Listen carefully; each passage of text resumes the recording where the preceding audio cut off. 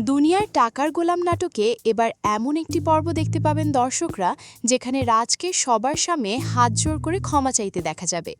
নাটকটি যতই দিন যাচ্ছে ততই দর্শকদের কাছে জনপ্রিয় হয়ে উঠছে। একের পর এক ধামাকাদার পর্ব উপহার দিচ্ছে নাটকের পরিচালক। ইতিমধ্যে আপনারা দেখেছেন ইন্সপেক্টর রাজ কিভাবে শেহজাদ খানকে গ্রেফতার করে থানায় নিয়ে যায়।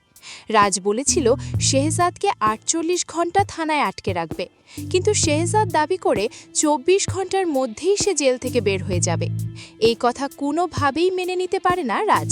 তখন সবার সামনে রাজ ঘোষণা করে যদি সে শেহজাদকে ২৪ ঘন্টা আটকে রাখতে না পারে তাহলে সে ন্যাংটা হয়ে রাস্তায় হাঁটবে। এরপর নিজের কথা রাখতেই রাজ বস্তিতে হাজির হয় এবং শেহজাদকে সেখানে ডেকে আনে। শেহজাদ এসে রাজের অবস্থা দেখে অবাক হয়ে যায়। তখন রাজ জানিয়ে দেয় সে তার কথা রেখেছে এবং আজ আরও একটি কথা দিচ্ছে, ২৪ ঘন্টার মধ্যে শেহজাদকে আবারও থানায় বন্দি করবে। রাজের এই কথা শুনে বস্তিবাসী সবাই রেগে যায়। পরিস্থিতি উত্তেজনাপূর্ণ হয়ে উঠলে শেষ পর্যন্ত রাজ সবার কাছে হাত জোড় করে ক্ষমা চাইতে থাকে।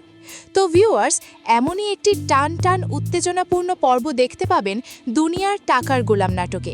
পরবর্তী আপডেট পেতে আমার চ্যানেলটি সাবস্ক্রাইব করে বেল আইকন অন করে রাখবেন। ধন্যবাদ।